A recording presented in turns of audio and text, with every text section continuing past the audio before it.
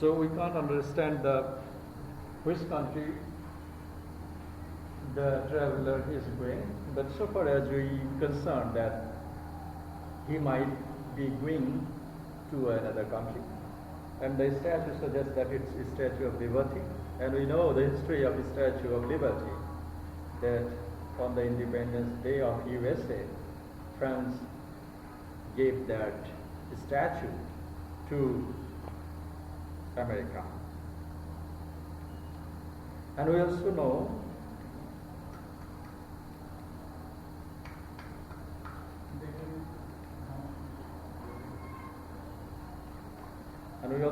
that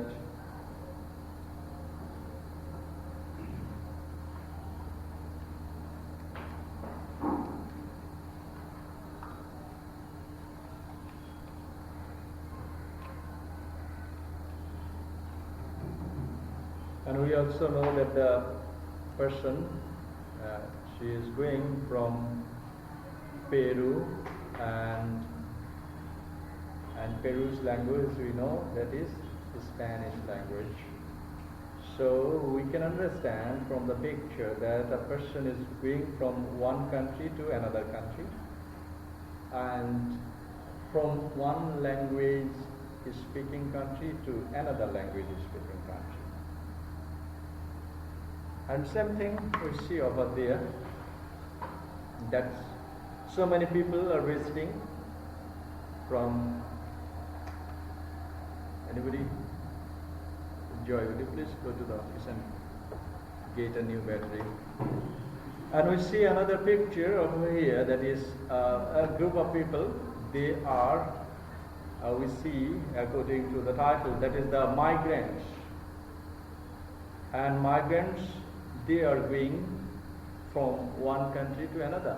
When a country's people will be moving from one country to another country for several reasons, for living there permanently, they are called the migrant population.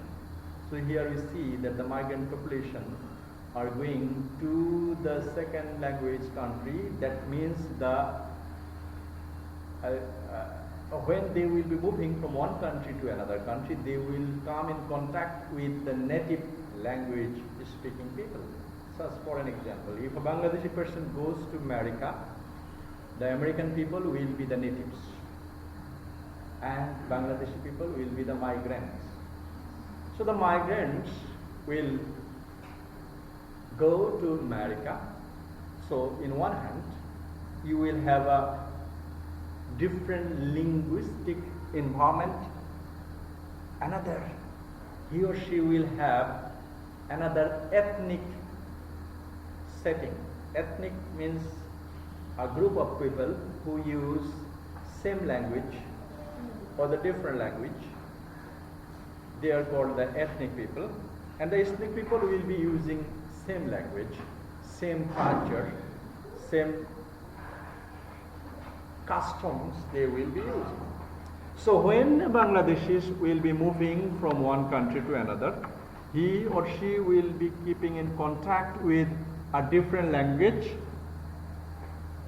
different culture, different norms, different social customs, everything. So the customs of the target country will be the customs and culture of the natives, and the migrant culture that we know from Bangladesh or any other country they may go. And such kind of contact will have some changes. We have some changes, actually. You might not do.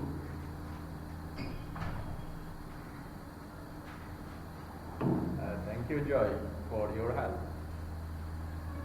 Suppose what you see in Bangladesh, that is, whenever you will be crossing a country, there are many zebra crossings are there, isn't it? And there are many bus stops are there within the Dhaka city. But what we see, that everywhere bus stops, and everywhere people will be getting up to the bus and getting down from the bus. But in America, The situation is not like that. If you want to get down from a bus, you have to click a button before you sit on the bus, and then we'll give signal to the driver, and the bus will stop to the next station or next bus stop, they say, before that bus will stop. And if you want to cross the road over here, so you will go close to the zebra crossing, and you will see a button over there, you will push it, okay? And the opposite side, you will see a signal. When the signal will be green, then no car will go before you. It is your priority that you will be crossing the road. And if any drivers pass the zebra crossing at the time of the red signal, then there he or she will be penalized. So no way of crossing the road and no way of getting to the bus and everything. So this is a different custom. That means in Bangladesh, you have grown up with the culture. And when you will be in America or UK or England, you will have a different culture. I have given an example for road crossing and getting into the bus and getting into the train like that. Again, you see that not only the cultures, especially in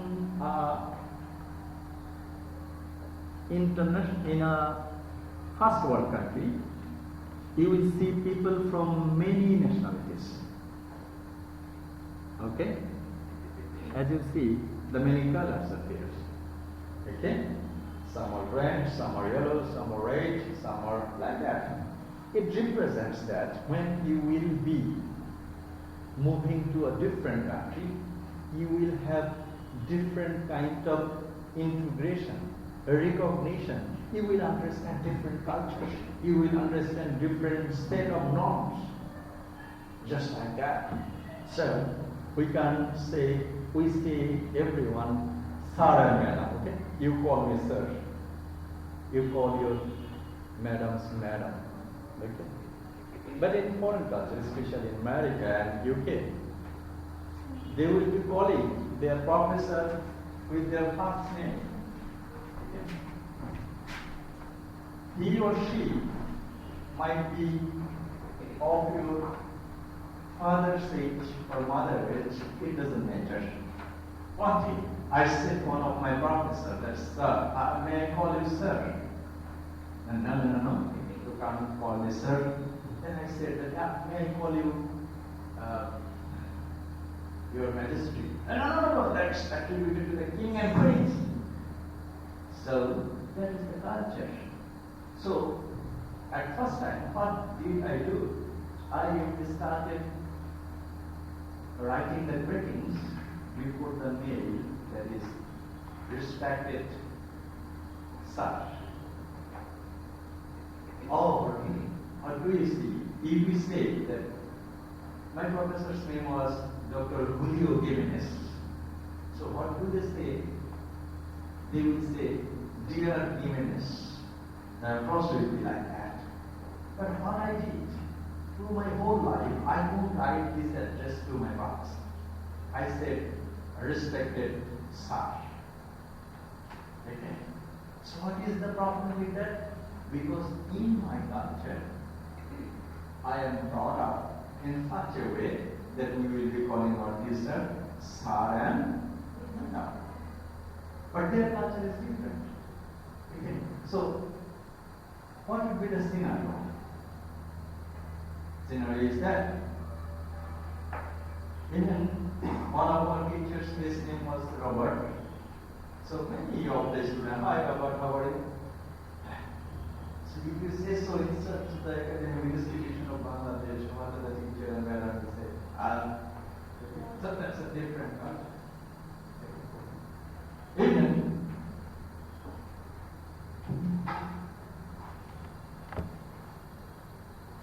why do such kind of incidents happen? Suppose if we cross a road over there. So you are walking and someone is walking before you. So what do we say? We say that, side please, excuse me. Isn't it? Okay. But what they will say? They will go close to you and they will pronounce, sorry. Sorry means, excuse me, side please. They will simply pronouncing the word sorry. So, hearing the word sorry, the other one will give you sight and you will be crossing, and for giving sight to you, you have to say thank you. It's that much. I had a discussion with several of my Italian friends. We had been studying together. So we were working in a group. Some Italian friends, they started, so I suppose something. They would say, sorry. I started. Again, I said something. They would say, sorry. I started. What does it mean? I thought that suppose what I am stating, it might not quite up to the mark, or my argument is not agreeable to my friends. But next time I understood that whenever he or she will be pronouncing sorry, it doesn't mean that would you please repeat, I haven't listened to you. So this is their culture. So they will say, actually, if you can't hear someone else, so you will say, sir, would you please repeat? Or you can say, sir, would you please tell me in a different word? That is their norm, not our norms. But what they will say that either they will say sorry, or they will say pardon. They would not say that, would you please repeat? Okay? They would not say. But what happens in our culture? In our culture we say, sir, would you please repeat, or would you please tell in a different way? Okay? This is our culture. So such kind of integration of countries change. Countries change means whenever a person moves from one country to another country for several reasons, and in many cases the language will be different, and of course the culture will be different. Just for an example, if we move from Bangladesh to England, so we will be put in a different culture set, a different language set, a different norm set. And whenever such situation occurs, there might have two things.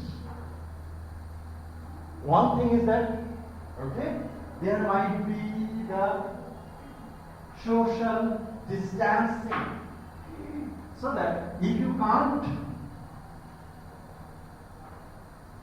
cope the culture of the target language or the target country, very frankly, if you can't admit the culture of UK, then you will not be able to tell your teacher, Mr. Robert, how are you?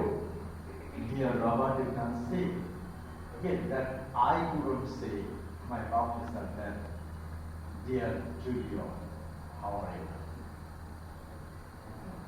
And this, I couldn't surrender my culture because I was born and grown up in the same culture that is in Bangladeshi culture. In the UK, I couldn't surrender my culture and I couldn't accept UK culture. That is called social distance. Okay, and again, these are some psychological distance will be there.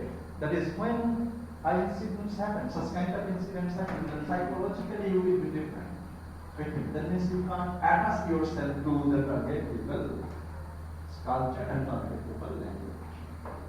So if this situation happens, that is, if a person goes to foreign country, and if he or she accepts the culture of the target language country, then his or her language learning will be easy and good.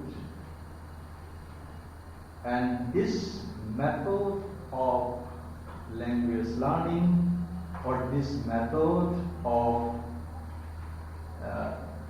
linguistic exchanges, this method of cultural changes is called acculturation model. The thing is that if anybody accepts the culture of the target language country, that means if a Bangladeshi person accepts and appreciates UK culture or USA culture, then his or her language learning will be effective and very quick. He or she will be learning the language of the target country according to acculturation model. And if it is not, that will create two different things. That would create social distance and also will create psychological distance, and that will make delay of your language learning. So this is called another important thing, crucial thing might happen. That is the cultural shock. Cultural shock, that means naturally, as you have heard, that such situation might occur. That means if you visit UK or USA, you see such kind of culture. So you may hear their tradition earlier, and if you hear the tradition earlier, then you will not have much problem. Naturally, you will try to cope. But if you see some culture, then that you haven't heard before, that effect will give cultural shock. Just like that. That is, in each of USA, it's very common that you can purchase weapons anywhere. Okay. In Bangladesh, what you do? You can't purchase firearms. You have to have license. You have to have the authenticity. Why it is necessary for you? Because the protection will be given by the country's administrative system. It's not necessary that you will be getting the gun and you will get your protection also. Because this is our country's culture, but their culture is different. And for this reason, you might think that yes, anybody can carry this.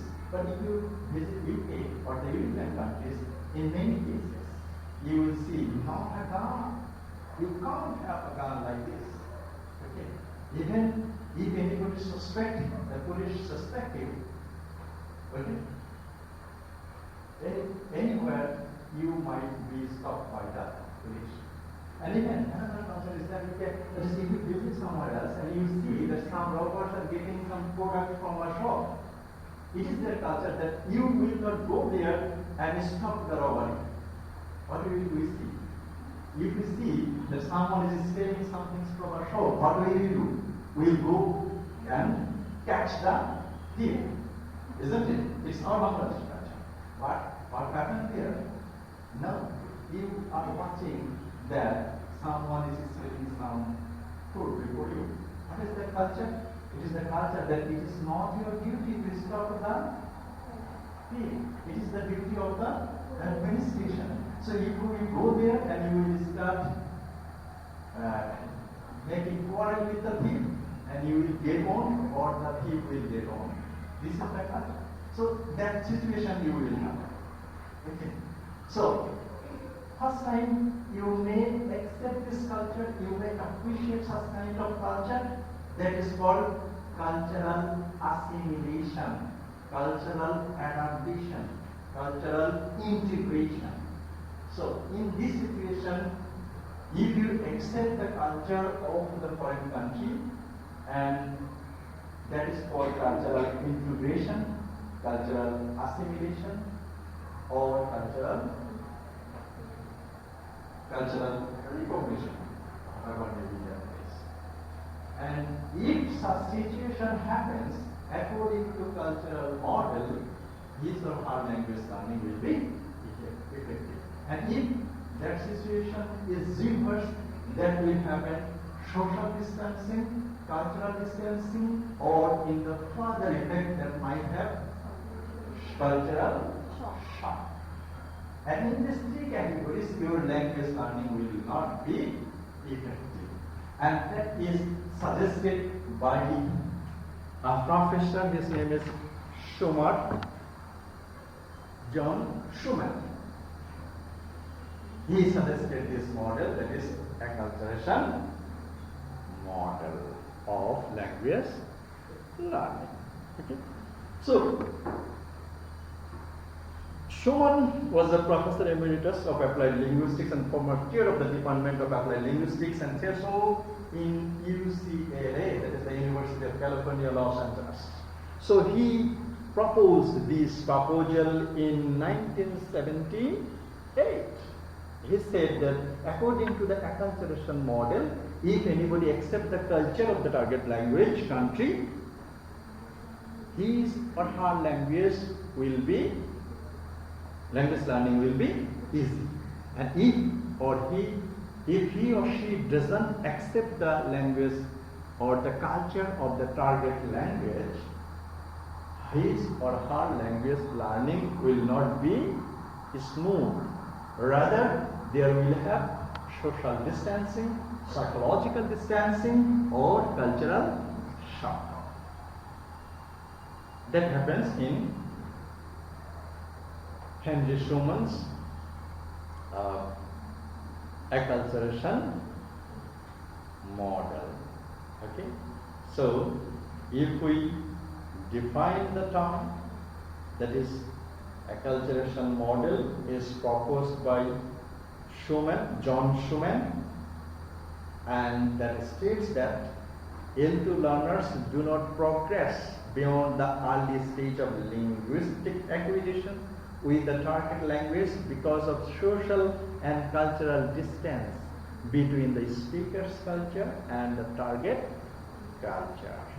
So, if the L2 learner integrates the culture of the target language, his or her language learning will be smooth, either will not be smooth. Though Henry Schumann first time didn't describe details about this acculturation model, next time that was defined and explained by another linguist, his name is Brown. Yeah, Brown is delivered. That is in short about the cultural model. So if we see that Henry Schumann, that is the professor and the chair of UCLA, he proposed that according to acculturation model, if a person goes from one country to another country for variety of reasons, he or she may have two kinds of cultural integration. He or she might accept the culture of the target language country, or he or she might not accept the culture of the target language country.